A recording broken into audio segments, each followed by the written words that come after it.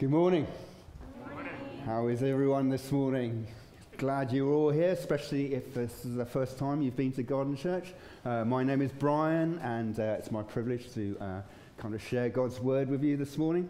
If you have a Bible with you, whether that's on hard copy or whether you got that on a device, we are in 2 Kings chapter 6. I know that's kind of an odd place to be, but that's where we are, and that's where we're going to be getting into. Have you ever found yourself in like a crisis situation, right? You just walked into a room or something, or walked into a place, and it's just a crisis. Maybe it's somebody's life. Maybe it's even your own life, right? It's your own crisis that you have got going on. And often, you know, when we find ourselves in those places, it's like, what are we going to do, right? You know, as a pastor, I've been involved in a few crisis situations over the years, and some of those crises, as you walk into, it's like, I must have missed that class at seminary because I surely don't remember talking about this, and I have no idea what I'm supposed to do in the middle of this situation. I was reading this book a little bit ago called Managing Leadership Anxiety, and it's written by a guy called Steve Cuss. And he kind of starts off by sharing his first crisis situation that he walked into. He'd signed up to be part of a chaplaincy program, a hospital chaplaincy program. You're going to love this, Jason. You're all going to be ready for this. And so there he was on his first day, and it was just kind of the orientation, right? There was him, and there was a few others, and their supervisor was showing them around the hospital, right? And as they were going around the hospital, a buzzer went off. And it turned out that it was his buzzer that was going off, and it was flashing blue. And his supervisor said, well, whose buzzer is that? And he puts his hand up and he goes, well, you need to get yourself down to intensive care right now. He goes, but I haven't received any training. What am I supposed to do when I get there? He said, you'll work it out when you get there, all right? He says, no, surely there must be some mistake. No, off you go. You got to go. They're all waiting for you. And he says that when he approached the intensive care waiting room, it was like just all bedlam was breaking loose. Someone had obviously died. There were people screaming and crying, right? And of course, you know, he entered that room wearing his kind of chaplaincy garb, right? And of course, everyone looks to him as the person in authority, the person who knows what to do with this situation. In fact, he said when he entered the room, the doctors and the nurses, they said, oh, good, you're here. And they went, and there he was, left all on his Todd to deal with the situation. Except he didn't really know what to do. And he talks about this leadership gap, that when you enter into a situation, right, and there's this gap between realizing that what is going on and that something needs to be done, and yet not really knowing what needs to be done, and then acting. And there's that enormous pressure in that gap that you feel, and this external pressure while you look around and see people doing all these crazy things, and I've got to do something about that, and feel some internal anxiety as well. Well, look, you know, I'm the chaplain, I should know what to do, and all that kind of stuff, right? And it's really hard not to just jump into something and stay in that gap between those two things. He said when he walked in, it was a really uncomfortable place because there were about a dozen family members in there, and the matriarch of the family had just died on the operating table, and there was a woman who was banging her head on the wall. There was another person who was, you know, throwing up in the bin, and another person who was just like punching the air as if trying to punch grief away. And he just, what am I supposed to do, right? I'm here as a chaplain, I'm supposed to do something, but what is that exactly? Well, we're in this series, and some of you are just joining us, actually this is the penultimate one, but we're talking about standing in the gap. And we're not looking at a chaplain, we are actually looking at the prophet Elisha. And Elisha, we have looked over the last few weeks, has stood in the gap in some crisis moments, actually. He stood in the gap of the crisis of a woman whose son had died. He stood in the gap of a crisis of a woman, a widow who had fallen into debt, and the creditor was coming to take away her children. He stood in the gap of a man who'd lost this valuable axe head in the river. And I don't know if Elisha ever went to prophet school or not, if they ever talked about those crises in prophet schools. I doubt it somehow. So how did Elisha know how to manage that gap? Well, I hope you think that's a good question, because that's kind of what we are going to talk about this morning.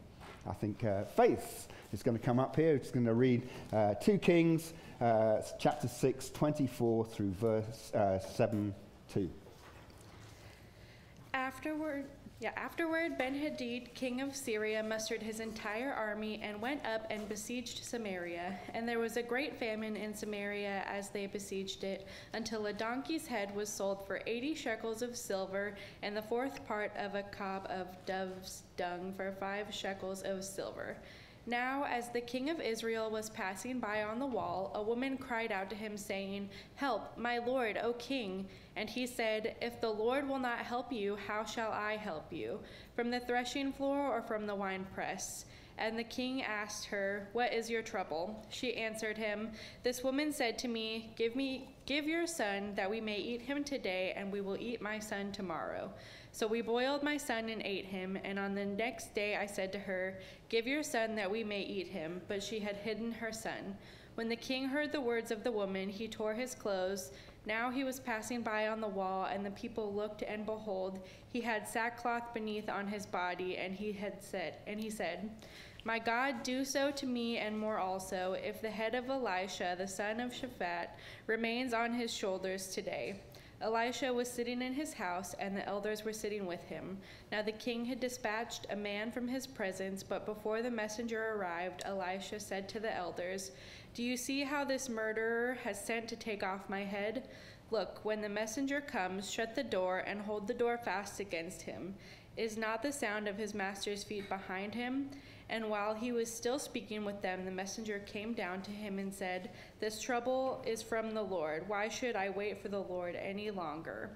But Elisha said, 'Hear the word of the Lord. Thus says the Lord, tomorrow about this time a seah of flour shall be sold for a shekel, and 2 seahs of barley for a shekel at the gate of Samaria.' Then the captain on whose hand the king leaned said to the man of God, 'If the Lord himself should make windows in heaven, could this be a thing?' But he said, 'You shall see it with your own eyes, but you shall not eat of it.'"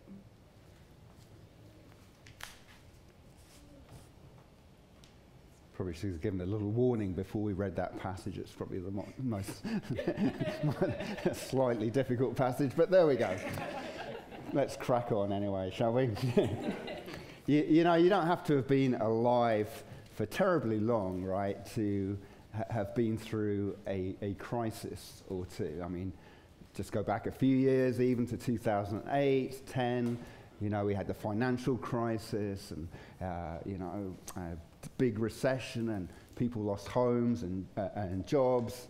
Of course, a couple of years ago, we had COVID, and that was a crisis.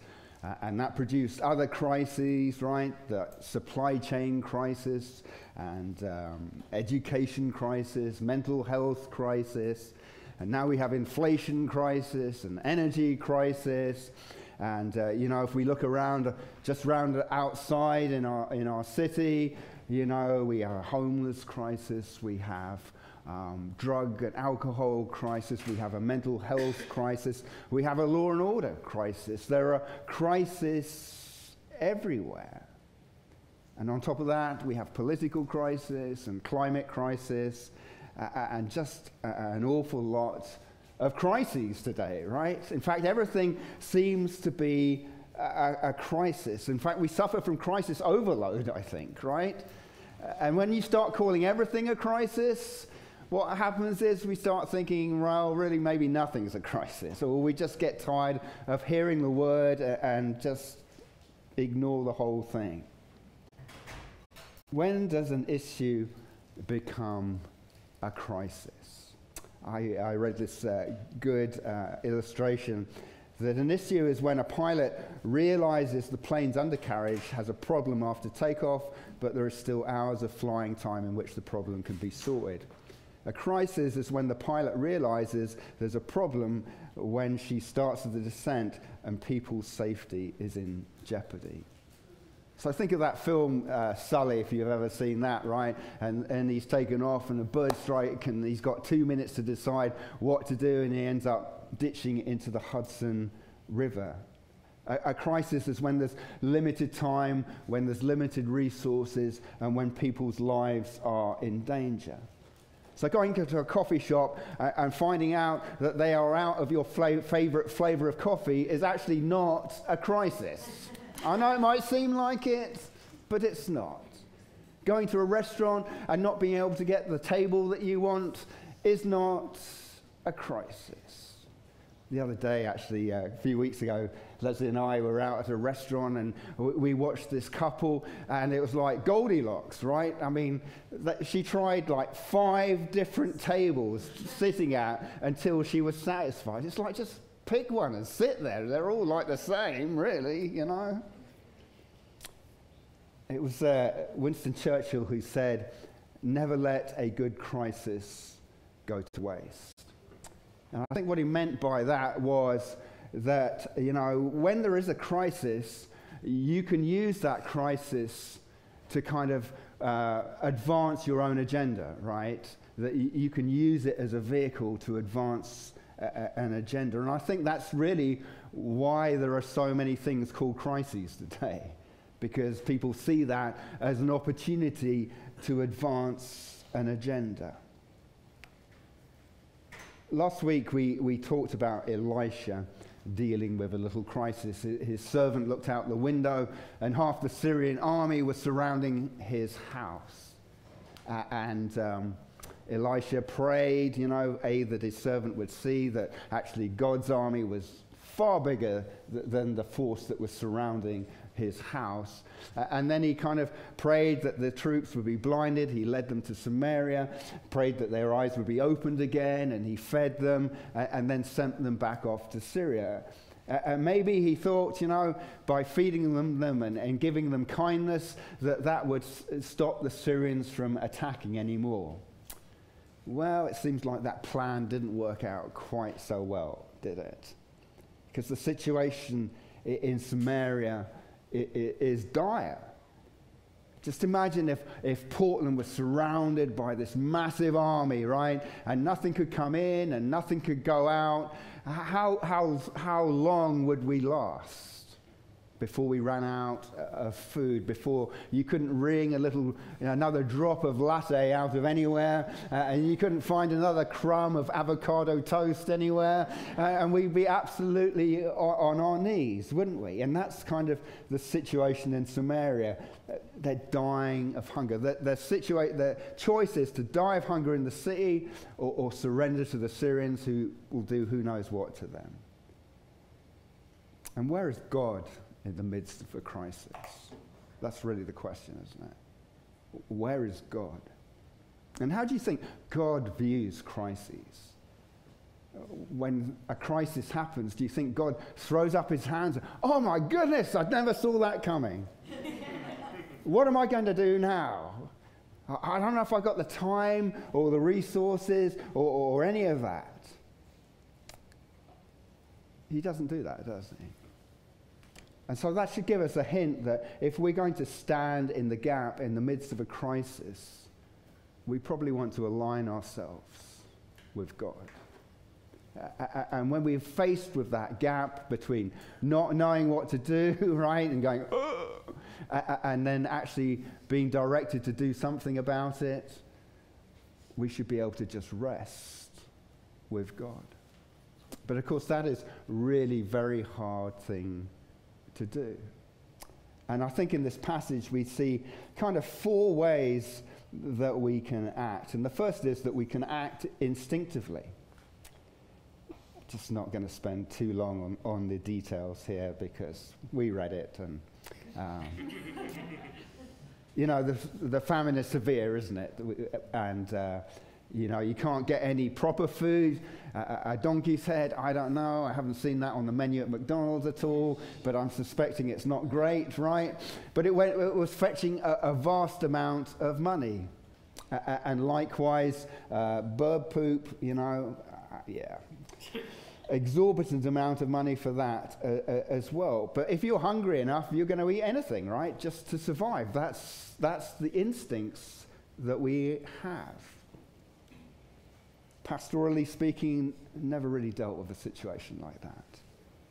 Because these two women have appealed for the king's help, haven't they? And they've had this disagreement over not really an issue, over a crisis. We can read historically, right, where people have been forced to eat other people. Maybe you've read about the Donner Party, that got stuck in the Sierra Nevadas. They were a group of immigrants in 1846, and they got stuck with this early snowstorm, and they were stuck there the whole winter long, and they were forced to eat dead bodies to survive. But in this case, I don't think they were dead. I think they were alive, which makes it even worse, doesn't it? But survival is instinctive, isn't it? We have that whole fight or flight thing built into us, and we will instinctively do whatever it takes to survive. And sometimes that's a good thing, and sometimes that's not such a great thing, is it? And sometimes when we do that at the expense of those around us. We just act on instinct, right? We're just looking out for, number one, we're just looking out for ourselves. We're just trying to survive. We're just trying to make it through. We're just trying to act on the instinct. But most of the time when we do that, it doesn't really allow us for God to enter into that gap, does it? We don't allow that space for God to enter in. And that can be really very costly. A couple of quick examples here. Again, in the Old Testament, that Saul, the first king of Israel, he was busy fighting the Philistines, and they had this enormous army. And Saul had this little tiny army, and they were kind of overwhelmed, and they were getting ready for a battle. But the prophet Samuel had said, before you go out to battle, you need to wait so I can come and offer the sacrifice, right? Except Saul, he waited, and one day went by, and another day went by, and another day went by. And as he waited for Samuel to arrive, his troops started disappearing. I mean, they just were going AWOL on him. And finally, after 7 days, Saul decided to take matters into his own hands. He acted on instinct, right? Otherwise, he thought, I'm going to have no troops left at all, the rate we're going here. And so he did the sacrifice himself, which he wasn't authorized to do. And personally, I feel kind of sorry for Saul, really, because I don't know what I'd have done in that situation. But of course, right after he'd made the sacrifice, Samuel arrives and says, you shouldn't have done that. You should have waited. God was going to give you this dynasty, but now, because you've acted instinctively on your own instincts, the Lord has sought a man after his own heart. Another example. Jesus is arrested in the garden. He's taken to the courtyard, to the house of the high priest. And Peter, of course, he goes behind, doesn't he? And he gets himself let into the courtyard of the high priest because he wants to see what's going to happen to Jesus. And he's sitting there, it's kind of a chilly evening, and he's warming himself by the fire, and I imagine he's got, his hood pulled down so he can't be recognized. But as he's been there for a bit, in the warmth of the fire, he just kind of relaxes, and maybe his hood slips away from his face, and there's a servant girl, they go, "Hey, you're one of Jesus' followers, aren't you?" No, not me. And then somebody else. "No, I think you're definitely one of Jesus' followers, aren't you?" No, not me. And then finally a load of them. "No, you are one of Jesus' followers. You got that distinctive Galilean accent. You can tell where you come from, mate, all over the place, right?" No, says Peter. In fact, he throws in a few expletives just to make sure that they understand that he is definitely not one of Jesus' followers. And then, of course, the rooster crows. And Peter remembers, of course, what Jesus had told him before all this took place, that Peter was going to do what? He was going to act instinctively.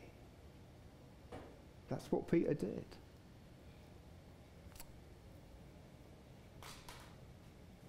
Jesus actually tells us not to act instinctively. In fact, he preached a whole sermon about it that we call the Sermon on the Mount. That we should feel blessed, in fact, when we are poor, he says. That we should feel blessed when we mourn. That when people hate us and revile us for following Jesus, we should rejoice, Jesus says. Well, that's not very instinctive, is it? Well, maybe it is for you, but honestly, for me, that's not instinctive. And that when someone takes advantage of us, we should go ahead and give them a bit more too. That's hardly instinctive either, is it? Jesus says, actually, do what goes against our instinctiveness to survive in this world. In fact, he told his disciples, "If anyone would come after me, let him deny himself and take up his cross and follow me. For whoever would save his life will lose it. But whoever loses his life for my sake will find it. For what will it profit a man if he gains the whole world and forfeits his soul? Or what shall a man give in return for his soul?"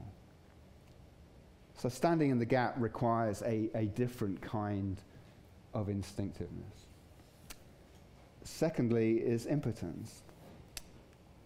The king says to the two women, "If the Lord will not help you, how shall I?"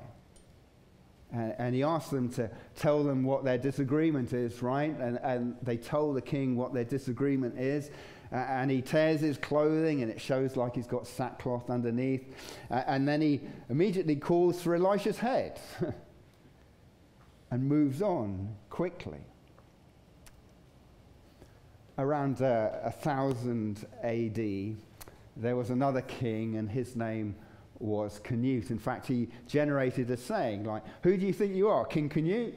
And maybe you've never heard of this King Canute, but he was an English king, and the myth is that he took a chair down onto the beach, and that he sat in this chair, and he was going to stop the tide from coming in. And of course, he didn't stop the tide from coming in. But actually, if you read historically, that's actually wrong. And that his courtiers and people thought that he had the power to stop the tide from coming in. And in fact, Canute went down to prove to them exactly the opposite. And when the tide started washing over his feet, he declared, "Let all the world know that the power of kings is empty and worthless, and there is no king worthy of the name save him by whose will heaven and earth and sea obey eternal laws." In the great scheme of things, we are all pretty impotent, aren't we? We do not have the power to stop time or tide, or a lot of other things. And there are a lot of crises we can't stop either. There's a lot of crises we have absolutely no idea what to do about, right? We have very limited power. And even the people that we ascribe that power to, rulers and governments, they might say that they can do all things in the midst of crisis, and they can do some things, but a lot of it is not much. And the king of Israel at this time, he was impotent in the face of the Syrians. They had a far superior army. They were besieging his city. There was nothing he could do anything about that. And of course that sounds good and that's true. And yet, although he could do nothing, he was still king, wasn't he? He was still king. And part of a king's job was to make judgment. And he did nothing in this situation. He walked away from what he could have done. He might have been impotent in the face of the Syrian army, but he wasn't impotent in the face of the calling that God had given him in this situation. He could have done something. But instead, what does he do? He wants to go and, he blames God, and Elisha is the representative of God, so he wants to just act and take off Elisha's head. In the midst of a crisis, it might seem that we are impotent, right? And maybe we are. I mean, we could look around the crisis in Portland, and it's overwhelming, isn't it? We see stuff that's overwhelming, and it would be really easy for us to just throw up our hands. I don't know how to fix that problem. And frankly, I don't know how to fix the problem. But we could help somebody, right? There's a guy just came in this morning and gave him a cup of water. Not impotent in that situation, right? There are things that we can do. What God has called us to, we can do, right? We're not impotent completely. We can be a presence. We are a presence right here in the middle of downtown Portland.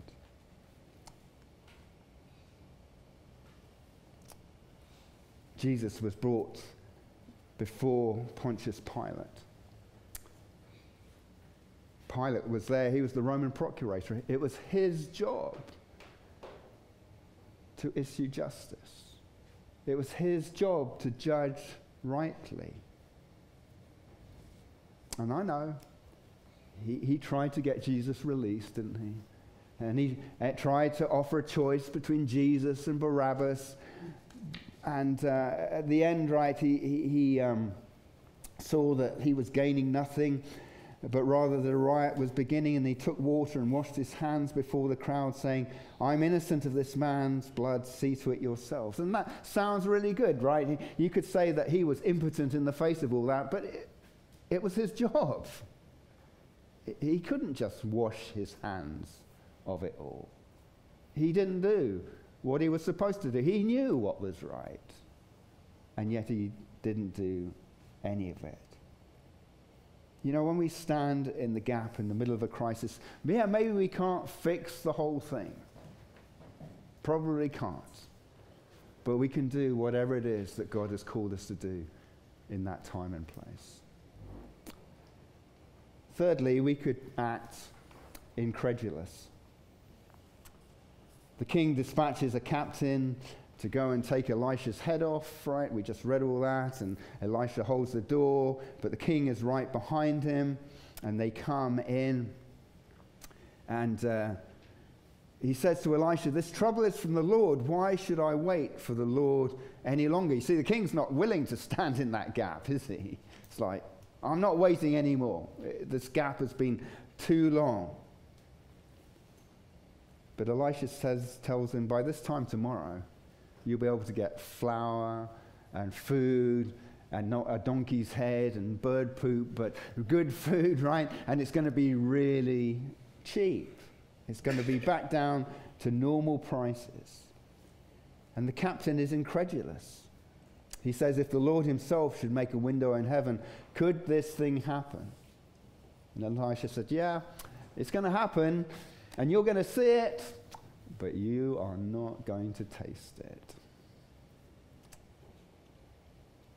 When you're in the middle of a crisis, it can be really hard to see out the other side, can't it? If you've ever been in your own personal crisis and stuff is just swirling all around you, you can't even imagine what it's going to be like on the other side of that crisis, can you?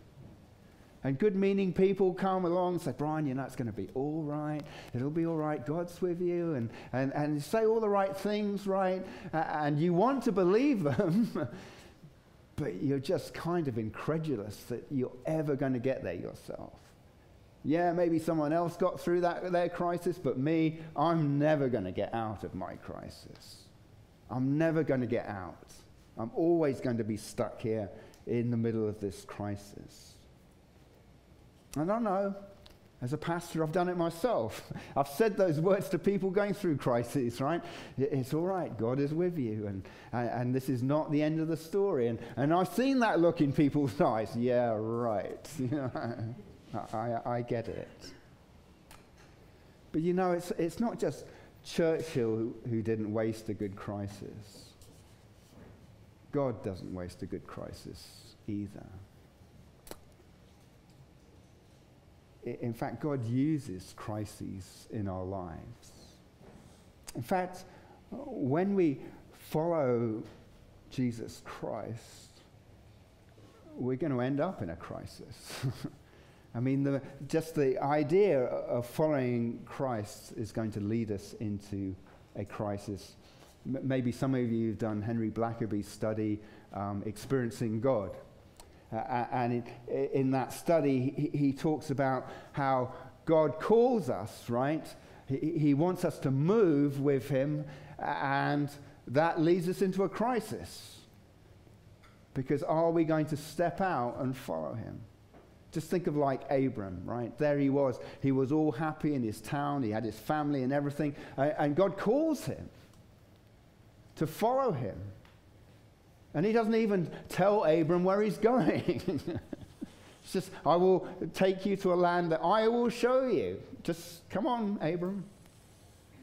And that's what he says to each and every one of us here this morning. Bryan, come on, just follow me to a land that I will show you. And that's a crisis. Well, maybe it isn't for you, but it is for me. It's like, well, how about you show me first, Lord, and then maybe I'll think about it, right? Show me the other side. Show me where I'm going, and then I'll consider whether I'm going to follow you or not. But God doesn't work that way, does he? It's like we've heard what God wants to do, but we haven't got there yet. And he's inviting us to step into this space between belief and realization. And I don't know about you, but that's a hard place just to hang out.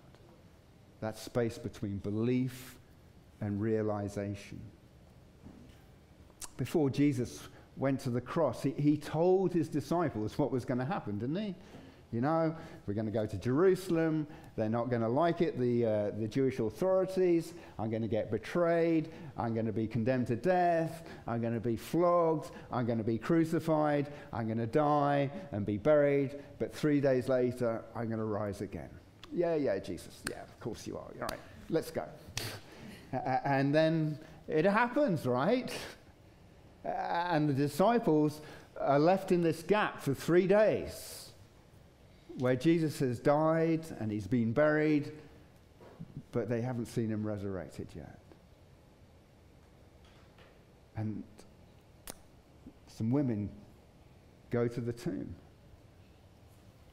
Do they go to the tomb to find the resurrected Jesus? No, they go to the tomb to finish what they wanted to do, right?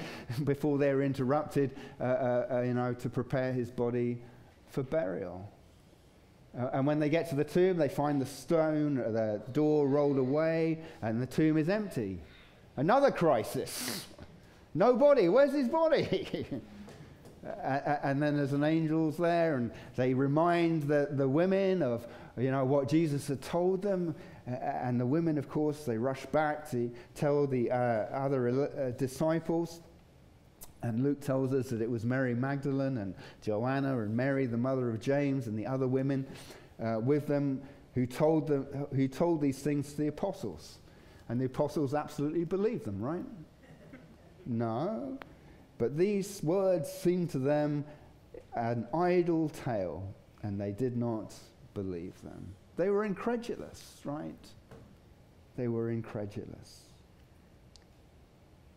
standing in the gap of a crisis, it's hard not to be incredulous. It's hard to believe that God will bring about the end to that crisis. But he calls us to stand in that gap in faith. Which brings us to the last piece, that when we stand in the gap, we are impelled.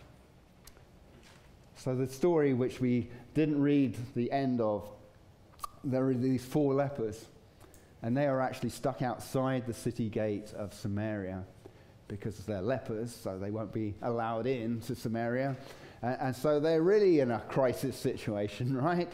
We can stay here, they say, and we can die, or we could chance ourselves and go to the Syrians, and, in all likelihood, they might well kill us. But on the off chance they don't, they're the ones with all the food and everything. So we'll go there. What have we got to lose? And so they go off to the Syrian camp, and they find that God has already intervened, and that God has caused the Syrian army to flee. And what they find is the camp is completely empty. And not only have the Syrians fled, but they've left all their stuff behind. All their food and all their money and all their clothing and everything. And so the 4 lepers, they sit down and they have a fine old time, right? Stuff themselves, and this is great. And then they go and stash some stuff away for a rainy day. And then they go and stash some more stuff away for a rainy day. And then they think, hey, that's maybe not the right thing for us to do. Because this day is a day of good news, they say. We should go and tell the people of Samaria. So they go back and they tell the gatekeeper, hey, this is what we found. You lot should come out and join in. And the king is a bit suspicious to start with. He thinks it's a Syrian trick, right? But eventually he sends some outriders out, and they confirm what the lepers have said. And so he orders that the gates be thrown open and everyone go out. And guess who is on the gate to open it for everyone to go out? That captain who was incredulous at Elisha's prophecy. And as he's there, he opens the gate, but unfortunately for him, he is trampled by the crowds as they rush out to raid the Syrian camp. I don't know, but I've been through a few crises in my life.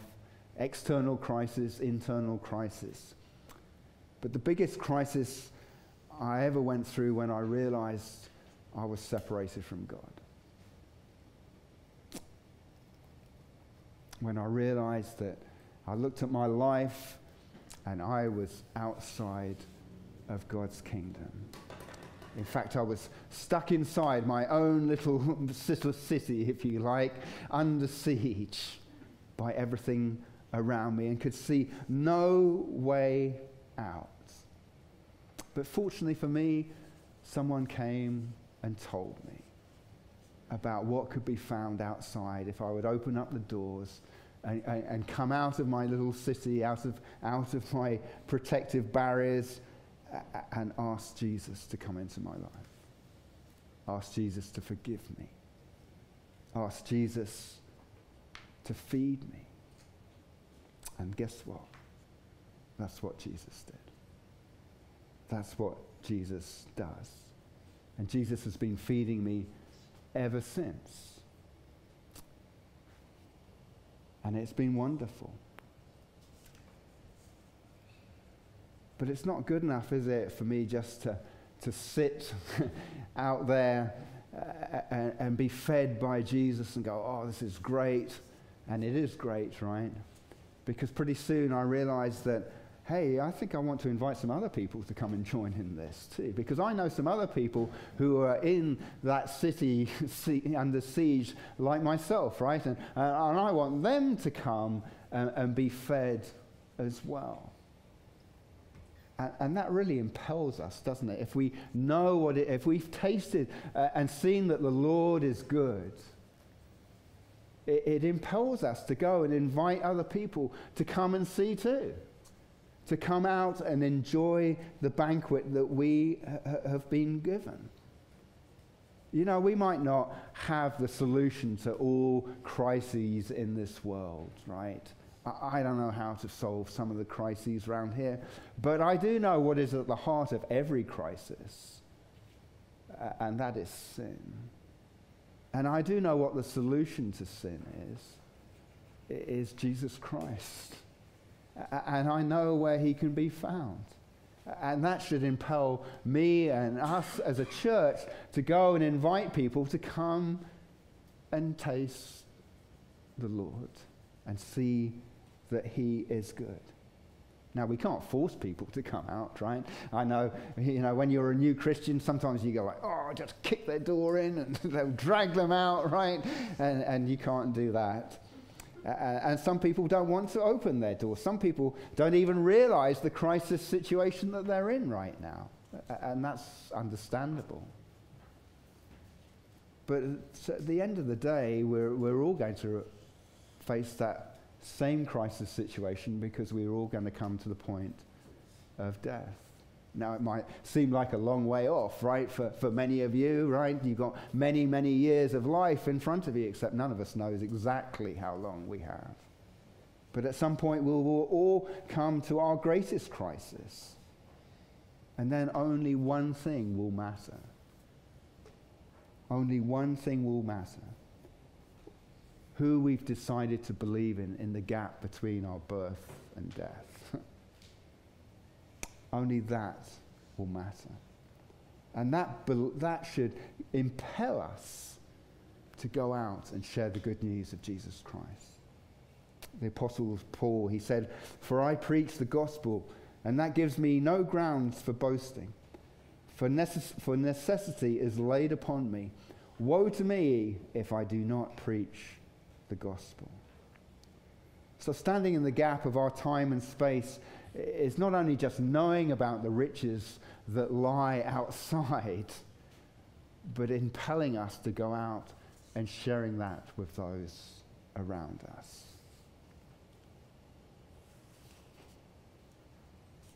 Standing in the gap of a crisis.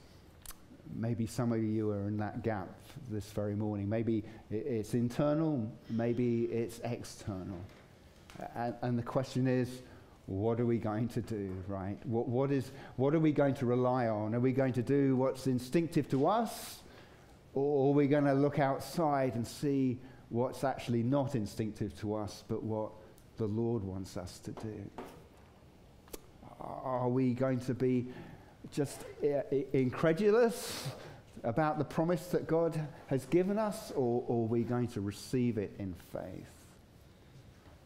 Are we going to do what we can do, what God has given us to do in the time and place that we are in? We might not be able to solve the whole crisis, but we can do something. And that should impel us to tell people about the good news of Jesus Christ.